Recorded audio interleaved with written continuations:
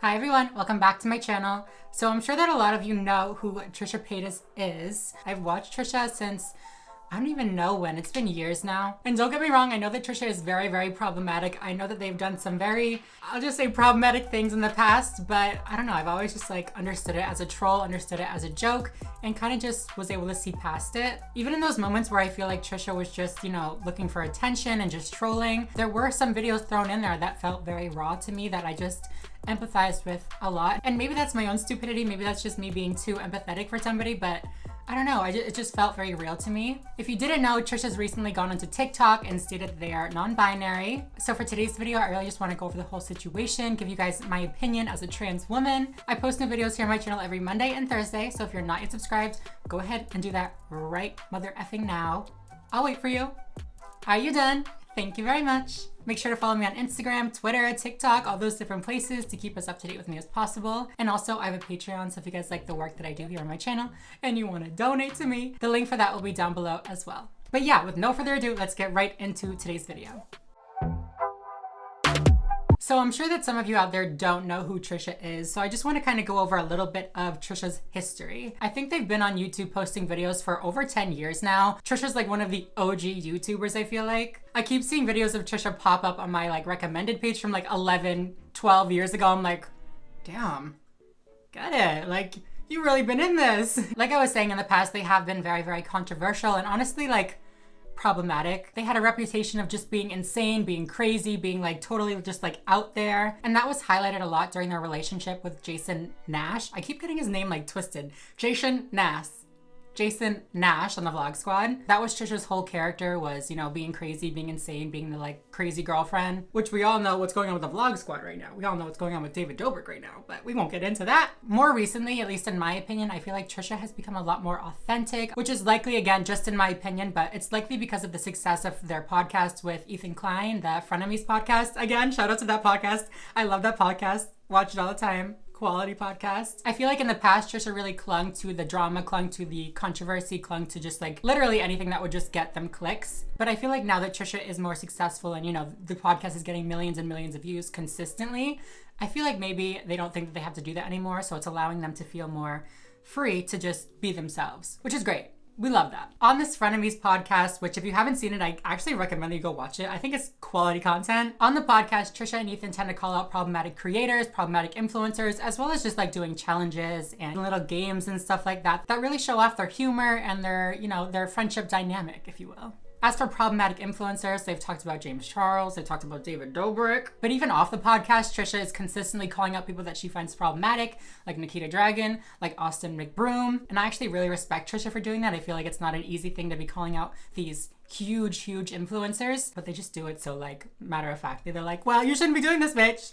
Get it together. But yeah, all of that is just to say that I feel like Trisha has really begun a new chapter. A chapter where they're not only afraid to be vocal about problematic behavior and problematic influencers, but one where they feel like they can be open about their own problematic past and their own problematic behaviors and really learn and educate others about their own situations. They also consistently talk about their struggles with their mental health, what they've been through, and how they're working on getting better. But something else that I feel like this new chapter is really allowing Trisha to do is express their gender identity. Trisha's gender identity has been something that a lot of people have been pissed about. A lot of people have, come out and given them backlash for. About a year ago, Trisha posted a video titled, I'm transgender, female to male, transition, something like that. I don't really know. I don't think the video is live anymore. Basically in the video, Trisha was talking about how they felt like they were a boy. At the time, I feel like Trisha was going through a lot. She was making very controversial videos. And I feel like due to those controversial videos, a lot of people just saw this as another troll. I definitely understand. As a trans woman, there were some things in that video that I did not really understand or I did not really relate to. For example, at one point in the video, they said, do I identify as transgender? 1000%. And then right after they said, do I identify with my natural born gender? 1000%. Which it's a little contradictory. The definition of transgender is to literally not identify with the gender you were born as. So I didn't really get that. I'm just gonna be honest about it. But then Trisha posted another video titled Apology, talking about the situation some more, and there were a lot of things in that video that I did relate to. I have some quotes written down, so don't mind me looking over here, but in that apology video, Trisha comes out and says that as a child, they hated their breasts, they hated their vagina, they hated going into the female bathroom, they hated being told that they were a girl, they hated playing with Barbies. They also said that they felt like a prisoner on their own body since they were about 5 to 7 years old, which, like I said, I do relate to a lot, and I feel like a lot of trans people can relate to that. When I was younger, I pretended to have breasts, I pretended to have long hair, I feared going into the boys' bathroom, like legitimately feared, would avoid at all costs going into the boys' bathroom, and just constantly wished that I was seen as a girl, constantly wished that I was categorized as a girl. When they would say line up boys and girls, I would have that like internal battle, like, okay, I feel like I should go over here, like with the girls, but I know I have to go over here because I've been through this before. I know what they're gonna say. If you've seen Trisha, if you know who they are, you know that they wear the big hair, they have a lot of makeup on, they just dress very, very femininely. And they actually addressed that in their apology video as well. And so they felt like if they were ultra feminine, that it would make them feel more like a girl, which again is a very, very common trope for trans people. Like a lot of trans women before they transition, they try to become the most masculine, manly version of themselves to try to almost prove to themselves that they're a man. That's why we often hear stories about trans women that before they transitioned were in the military, in the army, or were weightlifters or, you know, bodybuilders and stuff like that. But I feel like when people think about Trisha, they think of a few different things that make them just be like, no, Trisha's not trans. Trisha's not trans. The first of which being how they present themselves, which is extremely, extremely feminine. Which I feel like if it wasn't Trisha Paytas, this would not be like a big thing at all. Like I feel like the trans community is very knowledgeable on the fact that outward expression does not dictate your internal identity. I've consistently said on my channel, if you're a trans woman, you don't have to wear makeup, you don't have to like have long hair, you don't have to wear girl clothes, don't have to do anything like that. None of that makes you a woman. If you're a woman, you're a woman, period. If a non-binary person is non-binary, they're non-binary no matter, you know, if they're wearing dresses and have long hair and look like a typical cisgender woman, they're still non-binary. They just look like a cisgender woman. The second thing that I feel like stops people from, you know, accepting that Trisha might be transgender is the fact that their vocabulary is a little bit ill-informed. At least it used to be. I know that they've gotten a lot more educated on it and they've caught up with the times, but at least in this first video, their terminology was not the most informed. I feel like it's really problematic to expect that people just learning about themselves be experts about the terminology surrounding the community and the terminology surrounding an identity that they haven't really fully come to terms with. We need to give people some time to learn, right? And then the last reason, or at least the last reason that I'm going to talk about that I feel like people like kind of write off Trisha's trans identity is the fact that they trolled for so long, which I completely understand. And I just want to clarify that like, I do not like accept or support or, you know, justify anything that's been racist, anything that's been homophobic, transphobic, anything like that. I do not support that. I'm just going to make that clear right now. Like I am not about it. Like absolutely not. But to say that like, oh, Trisha, they always just troll. They always just do this and that. And just, you can't take them seriously. They're just a troll. While I understand it, it's just like kind of messed up, in my opinion.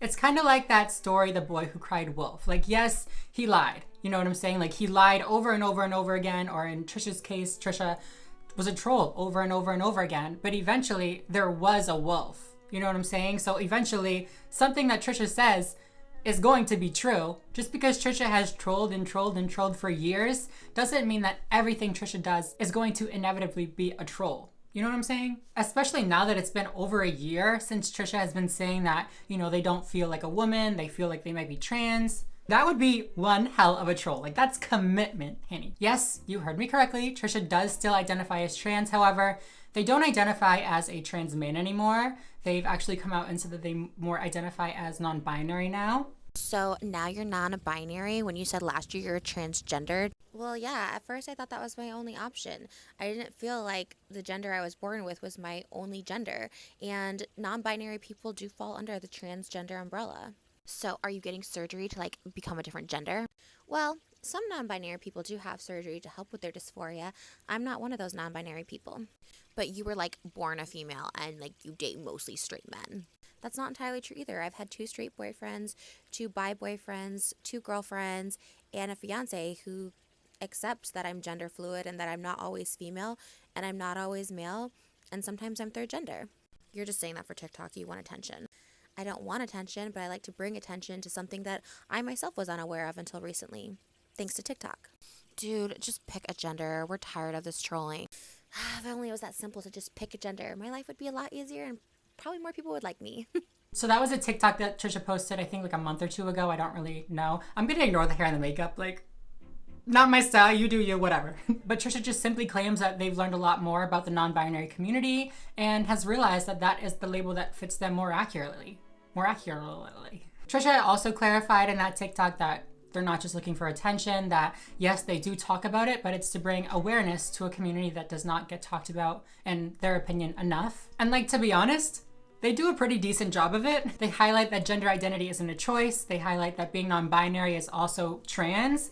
They highlight that non-binary people can, look like anything. They can present any way. They talk about how trans people do not have to have surgeries and they're still valid in their trans identities, which are all very true, very well-informed claims, right? So to me, there's a couple things. One, I don't really care if they're really trans or if they're really non-binary. I just simply do not care, especially because Trisha is doing actual good for the community. I mean, again, that's just my opinion. It's not like Trisha's out here intentionally mocking the community like a lot of people do. They made that TikTok spreading awareness. They consistently talk about the trans community on the Frenemies podcast that goes out to millions of people. They advocated and promoted the Trevor Project. They advocated and promoted transequality.org on the Frenemies podcast to millions of people, as well as donated thousands of their own dollars to these charities. So yeah, honestly, like, if they're trans, if they're not trans, I really don't care. Like, it's not any of my business. And that kind of leads into the second little thing that I want to say. It is nobody's place to determine whether a stranger online is or is not really transgender. Like, you're not their doctor, you're not their therapist, you're not them. Like, you don't know what goes on in their mind. So who the F are you to say who they really are? So to me, when people mock Trisha, I'm like, okay, for what? Like, I guess I could understand it, like, at first when the first video came out and it was during their trolling phase and all that kind of stuff, but they've consistently talked about this. They've consistently said I have a gender therapist. I go to therapy for this. I feel this way. I felt this way since I was young. Like, they're very consistent about all of this. If they are lying, that is a big lie to commit to for this long. Like, how is Trisha pretending to be trans hurting anybody? Is Trisha gonna make you look bad? Is Trisha gonna make the non-binary community look bad?